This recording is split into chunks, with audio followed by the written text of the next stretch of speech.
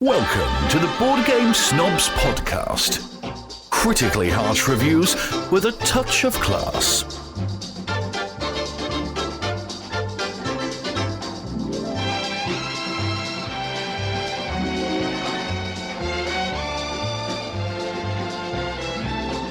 And go. Heyo! Welcome. That's new. Yeah, I'm working on this intro. Entrance? Well, I'm trying to be, a little bit different. Got to try shake things up, man. Shake it up. Shake things up. Like that martini you're sipping like on? a pull. This is Cava de Oro. This is tequila. Got to shake it up like a Polaroid picture. This is the Board Game Snobs. Hey. The best podcast about board games. And keep going. Don't let my interruptions stop you. You just plow on through whenever I interrupt you.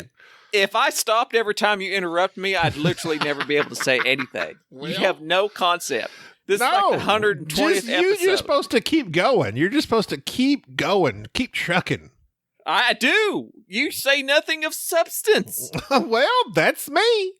And that's Gabi. That's me. The host. It's the primary host of the show. It's sad having a host that contributes nothing. Nothing. Whatever. Did you know that the Rolling Stones had their first #1 single on today's date, the day of this recording, June 10th? July 10th. July 10th. Oh, I'm in the wrong month. I need to go back to the future. July 10th, 1965. I can't get no satisfaction. That was their first U.S. single, #1. I always thought that song was about dueling, because that's what they used to do back in the old days. Some guy would slap another guy with a glove, and they would demand satisfaction. I always imagined that song was about two French dudes that would not demanded duel satisfaction each other. when they slapped each other? Yeah, that's what they do. Like if I offended you, you would come and slap me with your little glove and say, "I demand satisfaction." I have big hands. It'd be a big glove. No, it's got to be a little glove because all the Frenchmen in the 17th century all had little hands. They were so dainty. It's a fact. It's a fact. What if it like a big boxing glove? Bam! Come up. No. I've been hit with boxing gloves. Unless they're 8-ounce boxing gloves, they don't hurt that much. 8 ounce. Anyway. That's 1 cup. Right. And so that's kind of weird that you would put cups on your hands, but an 8-ounce boxing gloves, I think, is professional. Couple of coffee mugs on the ears. Wow. Knock somebody out with a bowl. Ceramic. But no, like my dad had a pair of 16-ounce boxing gloves, so it's more cups. padding. Nice. Yeah, it's more padding. So it's like a pound. And basically what that was is that you couldn't really hurt somebody with them, but it wore you out. Like you've got weights on your hands, and after a while you were tired. Did you know that Mick Jagger reportedly had an affair with Donald Trump's girlfriend? This is Jerry, by the way, and this is a board game podcast, if you haven't figured that out. And this random banter that you're engaging in may throw some of our new listeners. Some of our new listeners. Explain Board Game Snobs before I go into what Mick Jagger attempted to do. Well, this is a podcast that is about board games, but we also like to have some banter for each. Like fun. I guess you can call it fun. We like to have fun here. And so, yeah, that's what we're all about. Fun. We keep it real. Okay. And on that exuberant note, Mick Jagger attempted to seduce none other than the mustachioed Geraldo Rivera. What? It says former talk show host. This, again, is ranker.com, the most trusted of sources in my book. Of course. Says, seems an unlikely candidate to party with the Stones, but he said it happened at some point in the summer of 72. And, if Geraldo said it, it's got to be true. Well, of course, Geraldo would not, he wouldn't lie to you. No. Why was he hitting up Geraldo? Was he trying to get shelter from him? The now conservative Rivera was hosting a party in his Manhattan apartment, and Mick Jagger and his friend dancer Rudolf Nureyev were guests. When Rivera went to the kitchen to make some drinks, Jagger and Nureyev snuck up and sandwiched him, with Jagger suggesting they were going to Oh, well, I better skip that part for family purposes. But so, But apparently, yeah, tried to seduce Geraldo. but Geraldo turned him down, right? Yes. Says So Rivera managed to slither away. I guess you could say you can't always get what you want. So true. Just like the song. I'm referencing Mick Jagger songs. I got you. I know Mick Jagger stuff. I didn't know. I I didn't mean to paint it black. That's stupid. That's not how you do it. Wild horses can't drag me away from you, Jerry. See, none of that's you're killing it. You're ruining all of my callbacks. Those were you can't refer. You can't mess it up. This says Messing it up. Mick You're Jagger. Always messing things up. Old habits die hard. Well, why don't you just go podcast with somebody else? This is our last show. All right, fine. Done. I'll find me a midnight rambler. I'm gonna get Bubba. Oh, good one. I really don't know that many Rolling Stones songs. Like we've literally mentioned the ones I know. Beyond that, I don't know. They're all doom and gloom. I'm assuming that's another one. Never heard of it. I know the Rolling Stones have been around like for literally half a century, but I just never. Other than Paint It Black, I like Wild Horses, but I prefer the Sundays version of. Especially when it was on the Marky Mark movie with him and Reese Witherspoon, where he was like a psychotic stalking her. Remember that one? Mm-hmm. Yeah, I do. Yeah, that one. But did you know that the Rolling Stones actually made a song regarding a very famous board game? Did you know that? It was called Tumbling Dice. Are you being serious or not? No, Tumbling Dice by the Rolling Stones. They made a song about tumbling dice. All right, let me sing you some of the lyrics, and I'll do them the best I can. The game that me and you have played with Enrique. Yes. Don't quote me on that, but I'm pretty sure it was based on the board game. So let me just sing you some of the lyrics. It begins off with, yeah, women think. Okay, we'll skip that part. 'Cause all you women is low-down gamblers cheating like I don't know how. Baby got no flavor. Fever in the trunk, in the funk house. In the trunk? Yeah, I can't. This is terrible. Honey got no money. When's the tumbling dice come in? You got to roll me and call me the tumbling. Roll me and call me the tumbling dice now, baby. There you go. That's the song. That is not related to the game, I don't believe. I'm pretty sure it is. Trust me. Trust me. I wouldn't lie to you. Sounds like you would. No. I wouldn't do that. Okay, so can we move on? This is getting tiresome. What's tiresome about it? This banter about Mick Jagger. I don't know Mick Jagger. I don't care about Mick Jagger. Who is your favorite band? You've said Black Keys before. Do they still? Is that still your number one? Even though they haven't made a song in the last 20 years. Oh, they've made songs in the last 20 years. What are you talking about? Okay, well, whatever. Nobody knows them. Nobody knows the songs. Yes, they do. What are they? Gold on the Ceiling is one that's used in every movie trailer for quite some time. They had Chop and Change, which unfortunately got used in one of the Twilight movies and was on the channel. Oh, that was about the composer Chopin Change. It's about him needing to change his clothes. That's funny, but I wouldn't laugh at that because I'm classy. I wouldn't either. Keep yourself composed. Anyways, stop. Let's get back to it. You're strousing me out. Oh, you sure bird about that? Oh, Lord. Okay. I'm out of composers. Wait. Amadeus as well. Let's go on to talking about what game did we supposed to talk about? We were supposed to talk about Ragusa. Oh yeah, Ragusa. I have thoughts on Ragusa. Do the thoughts. Tell the listeners about your thoughts. Ragusa. Don't just say the name. I'm going to say it 3 times and hope it appears. Ragusa. Oh, first of all, what does Ragusa mean? I guess it's just a board game. Ragusa of Ragusa, the Republic of Ragusa, Croatian, was an aristocratic maritime republic centered on the city of Dubrovnik. Does this have Ragusa. anything to do with the board game? You're just reading I'm off just trying to Wikipedia. see. I'm trying to see what is Ragusa is a city and commune in southern Italy. In Sicily, yes. I didn't know it was a real place. I just assumed it was just a board game name.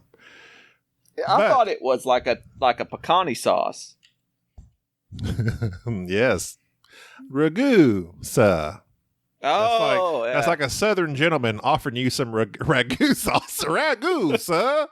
yes. See, works. Thank you for taking my joke and making it funny. I gave you nothing to work with, and yet you turned it into comedic gold. Thank you. Designer Fabio Lopiano. Oh, that's Italian sounding. Publisher Braincrack Games and Capstone. Everybody knows Ragusa by now. It came out last year. We had not got to play it last year until recently. We played it after we played Pan Am. We played it. Did we play that 3 or 4 player? 4 player. We played it 4 player. Very nice. Very tight.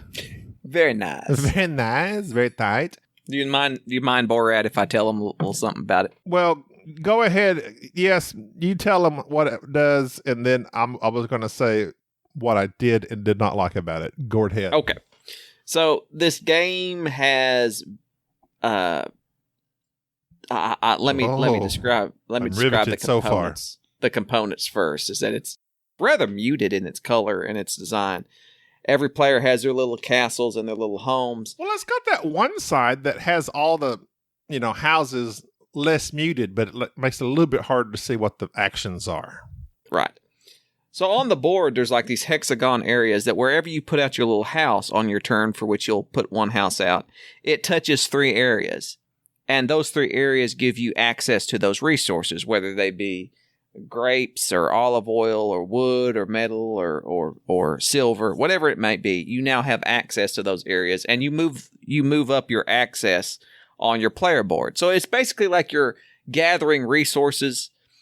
And at the same time, whenever you place a house out, the main mechanism of the game is now whichever hexagon you've placed it on, in clockwise fashion, any other player that has a house out there gets to do that action as well.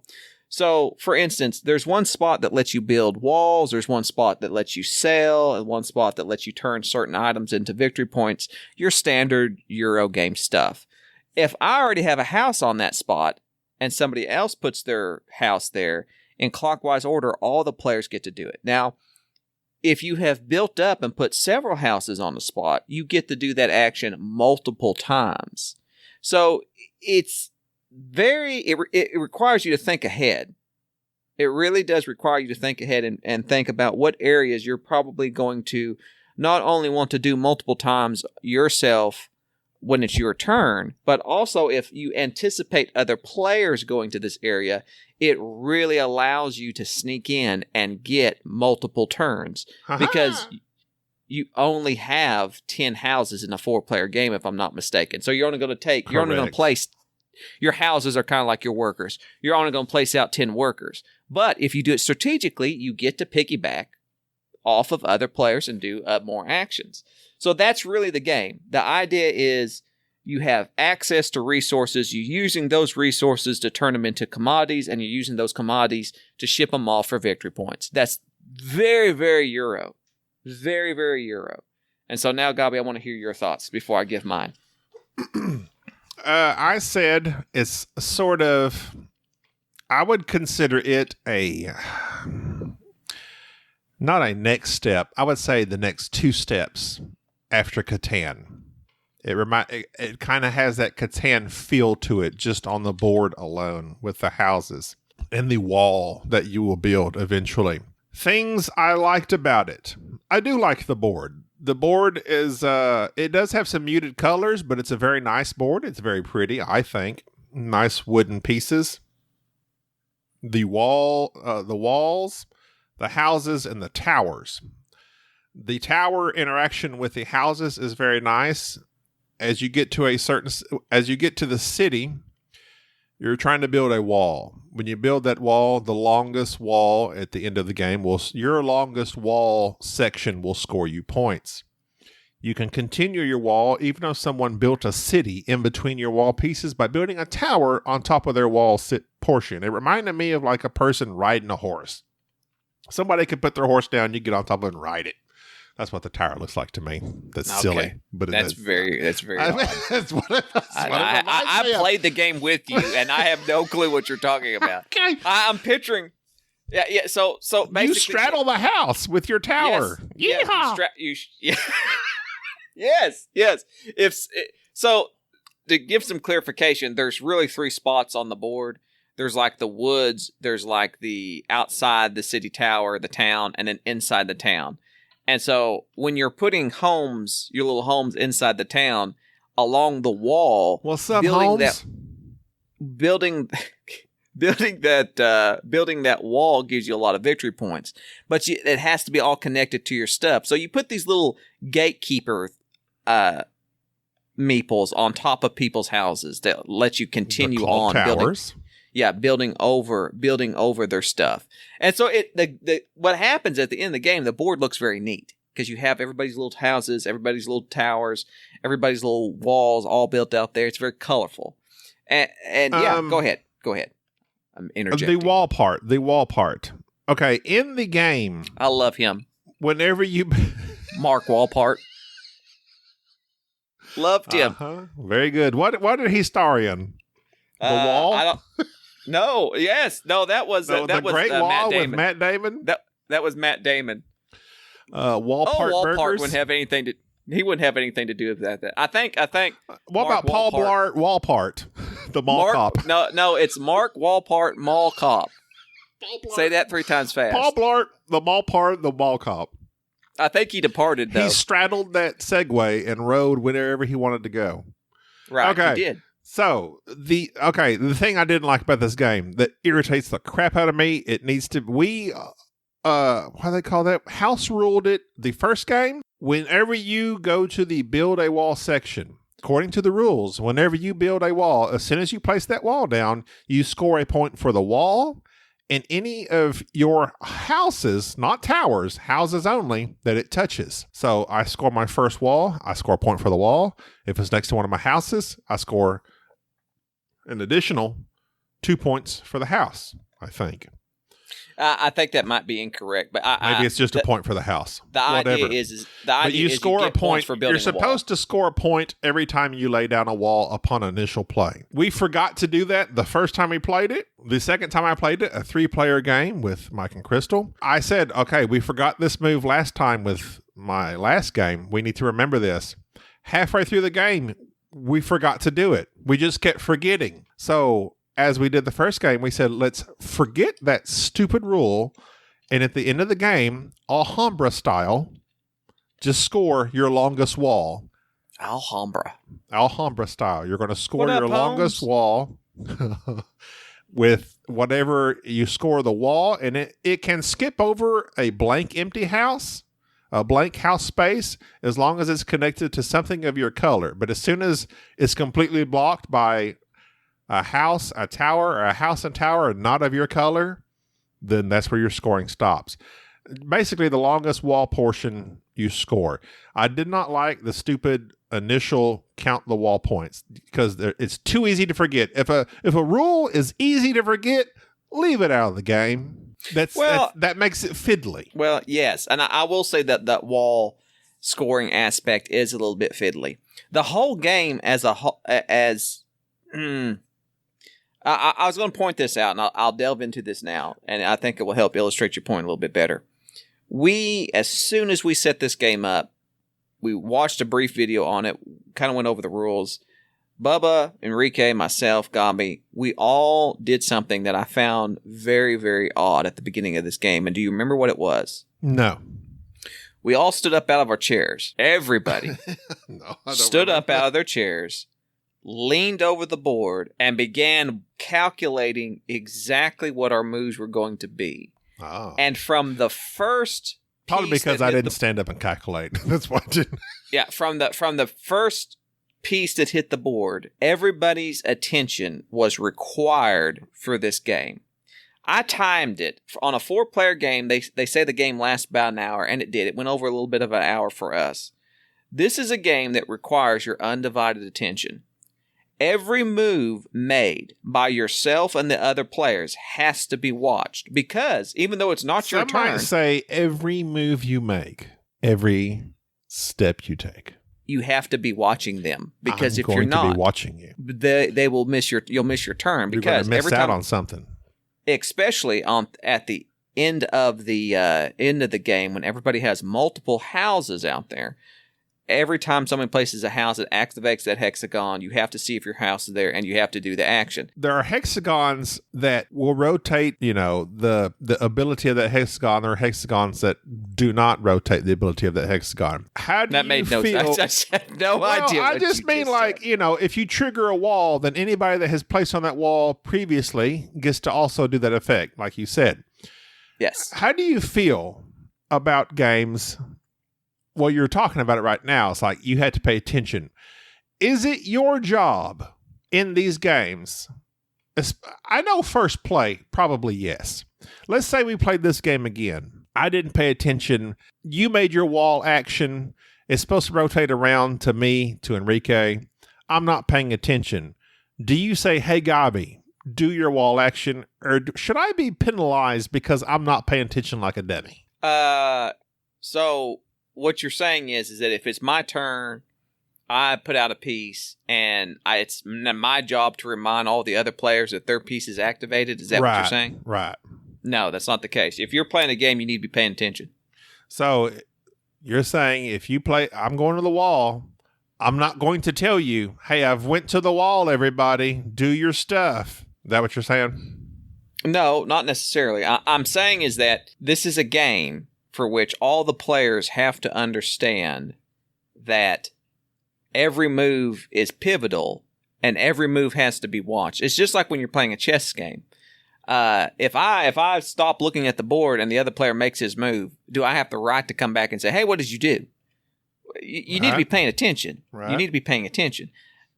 And some board games lend themselves more to this, where you have to be paying attention to the other players or what they're doing. In other games, it doesn't. You can easily look out on the board and see what took place. This game is, the way it's designed, you have to pay attention. I mean, even with me saying, okay, I went to this hex, it's Bubba's turn, or y'all need to, you've got stuff out there. It's very easy for someone like Enrique who'll put his piece out there, and even with looking out at the board, you'll simply not see somebody else's piece because the way it's designed with those little towers built over them and so forth.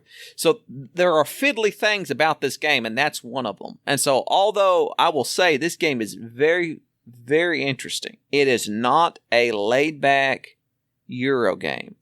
It is a solid hour of you paying rapt attention to a board. Raptor attention. Yes, raptor attention, because everybody knows raptors have great attention spans. They're clever. They're clever girls. They're clever girls. Yes. If you're not willing to put out the effort to pay attention, then this game is not for you. And I honestly assumed when we were playing it that you wouldn't like it that much, just because it requires such a great deal of attention. Not saying, you, sir. Well, I'm not I was just going to say, so like pay certain attention. games, like sometimes, but you don't pay attention. But like, okay, so oftentimes in these types of games, like, Enrique doesn't pay attention as well. So it's like, do you feel compelled to then say, Enrique, I went here, you get this as well. Gabi, hey, I went here, you get this as well. Well, obviously I'm compelled because I did it the entire game. Well, I know, but this was our first game. But let's say we played our second game of it. Would you then feel so compelled? I do it. I do that on every game. I'm always yelling at people to take their turn. That's like my job. Okay, so then that's what I'm saying. So whether you realize it or not, it's like you want the game to be fair. You're not wanting to like win it just due to somebody not paying attention. It's like, I could not be paying attention and have the winning move in my hand, but because I'm not paying attention, you win. But you would rather me pay attention and you win it the right way, or right? I say the right way. And so this is a nice topic that I think we should address at some point. But for instance, often when we're playing, I'll notice like Enrique or somebody will make a move. They'll mess something up and they'll say, "Hey, can I take that back?" Well, oftentimes, especially the three of us, Enrique will do something, and you and usually If me and you both are telling him, I'm like, Enrique, why are you fixing to do what you're fixing to do? Because it makes no sense, or you're not paying attention, or whatever. That's not my point. That's not my point. Okay. That's not my point. Okay, my point is that I let people take back their moves and make the optimal move. I'm not saying I don't do the whole chess thing of you took your hand off the piece, your turn's over. Right. If you want to go back and reverse something, you on the other hand are very opportunistic and will argue not to let anybody take back a move. Hey, rules are rules. I know, but there is no rule. It's like when a player has taken their turn. So when is a player's turn taken? When is it truly over? Is it when they take their hand off the bus here? I'll see how you are. Well, I know it's just a thing. It's just a thing. I feel like a game should be played when all players are paying to a reasonable degree attention. And if they make a minor mistake or make a move that they instantly go, wait a minute, I need to take that back. I'm fine with that. I want you to make your best move so that when I beat you, I feel like I have beaten you at your best, not because you made a mistake. And the same is true if you win. If you win, I want it to be because you have done your best and you bested me at this. And so I just that's my mindset on all games. I agree. But if someone you just don't practice it. No, I do. But No, we're don't. talking mostly about Enrique and Hypocrite. players of his ilk that repeatedly do not pay attention. And I'm like, if you insist on not paying attention, the penalty you suffer is you lose. That's interesting. Now, I'm not saying on first game. That's why I'm being specific with Ragusa, because Ragusa is unique in that, yes, it rotates around on certain hexes, and on other hexes, it does not. But on first game, maybe even second game. But if we're playing that game repeatedly and you continue to not pay attention, and hey, I've done a wall, do your wall move, you're not going to do it, I'm not going to sit there and let you know because you're not paying attention. That's your deficiency as a gamer. But okay, let me get to my second point of this game that I did not like. You didn't like it? No. The second point of the game I didn't like. Not that I didn't like the game. I kind of feel like the whole starting out in the woods things is pointless.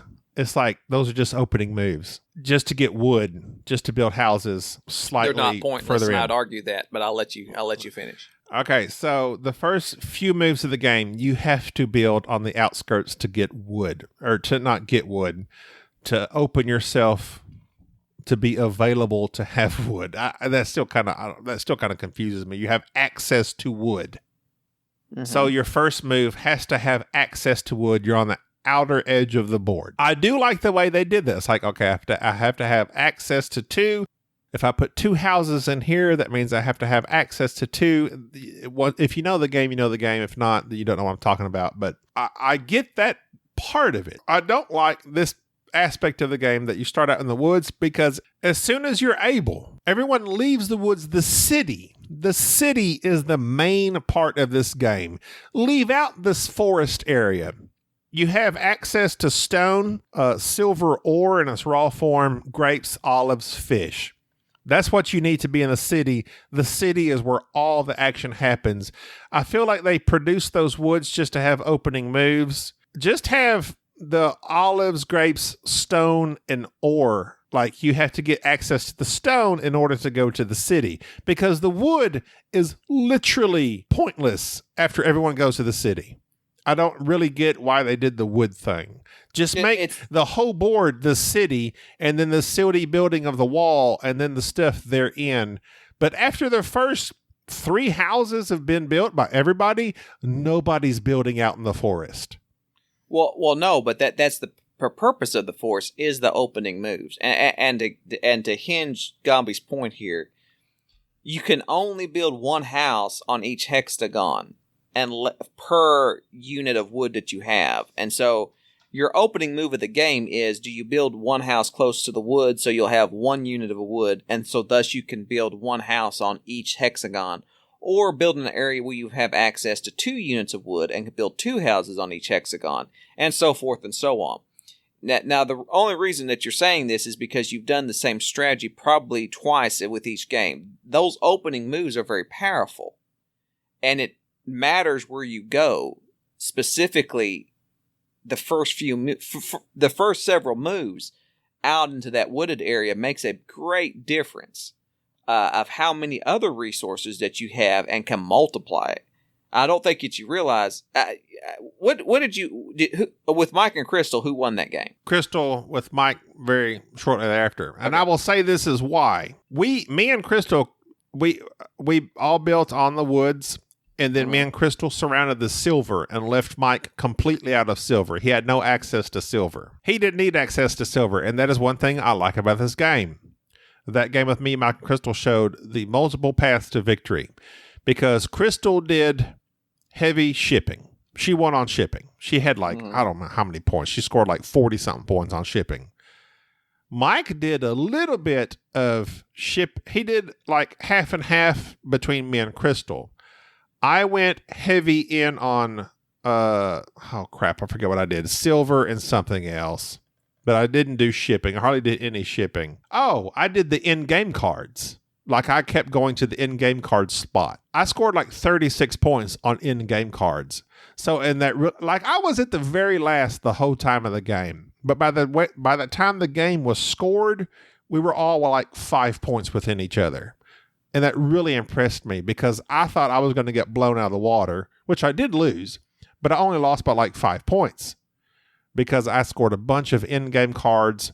Mike scored some in-game cards, some shipping points. Crystal scored all shipping points. She got all those stars from shipping. But Mike was completely blocked out from silver. I may have sounded negative in this review up till now, but my point is I really liked this game. We played Pan Am first, the 3-player game of Pan Am with the bidding, and it was good, but I was it just didn't feel quite as good as it was with the 4-player game we played. Then we played Ragusa, 3-player, 4-player. I imagine 2-player. Haven't played it 2-player. Have not played it solo, but at least 3-player and 4-player. This game is completely engaging and tight and scores well, with different paths to victory. Right. And I found that to be very interesting. This is not the type of game. This, and don't get me wrong, this is a dry. Super dry. Euro. Like I said, it's just a dry, more advanced version of Catan to me. It really gave me the Catan feel, minus the die rolls. And so, yeah, it's not as random as Catan because of the die rolls. So, but to make the point, this game is for people who have a strong attention span, who want a very solid 1-hour Euro that they don't mind it being dry. It is very cutthroat, not in the cutthroat sense of I'm getting in your way, but it's cutthroat in that you anticipate what the other players are going to be doing, and you kind of bolster yourself up by being in that area so you can kind of piggyback off them. It gives me that kind of that Puerto Rico feel a little bit, like when you're selecting a role, you want to pick the best role for you, but everybody else kind of gets helped along too. You want to pick the role that helps you out the most and helps them out the least. This game is very much like that. You'll go to an area that will help you out, but it's very devastating when you go there and you realize that Bubba has 2 or 3 houses there, and he's going to do that action 3 times now off your turn and rake in money because of it. So a very well-designed... Well, that is how Crystal won, because she got to that market, which is the shipping thing. She had 3 houses on the market. To me and Mike's 1 and 2. So every time she went there, she got 3 extra cards. So just to say, if you're in, I'll say this, 2 things. 1, if you're in the dry Euros, you've got a good attention span and you want something very strategic that gives you a very good long-term feel. I'm chewing on ice. I know you eat that. It's classic Jerry. Classic. Well, you got to eat the ice out of your tequila, man. This is a game for you. You're watering down your tequila with ice? I like it chilled, man, just like me. Everybody chill. This is the best Capstone game from 2019. Including Watergate? I really enjoy Watergate. I'll add that caveat that Watergate's probably the best 2-player game. I still think I'd give it to Ragusa. Pipeline didn't last for us. Maracaibo didn't last for us. The what was the train game? I can't remember. Irish Rails. Gauge. Irish yeah. Gauge. I would say that this by far is our favorite Capstone game of last year. I enjoy it very, very much, and especially that game between me, Mike, and Crystal. Especially after Pan Am kind of being let down in that 3-player version, I was like, this game, even 3 players, not as tight as a board, but still, like you said, every move you have to be paying attention. You are engaged. I can't remember which listener it was that sent us an email saying you should play this game. I wish I could remember. Yeah, there was somebody really touting Ragusa, and I can't remember who it was off the top of my head. But anyways, Ragusa, it's getting a nod from us. But I'd add that caveat that if it's only for those that have have that attention span, don't mind dry Euros. If you're looking for theme, look somewhere else. But certainly one of the better games of 2019 for us. Hear, hear. That's going to do it for this episode. This is our episode. We're not doing okay. If you would like to send us an email, you can. If you have the email capability, please do. boardgamesnobs@gmail.com. You could send us an email and just say something. Give us your favorite big word. Hear something, say something. That's what I say. That's what I said. I echo that. So it's kind of like I said it by proxy. Anyways, very nice. Very nice. Very nice. Phrase of the show. I'm going away. Timely. If Borat isn't timely, neither are we. Run away. Goodbye, everybody. Bye-bye. Thank you for listening to the Board Game Snobs. Stay classy.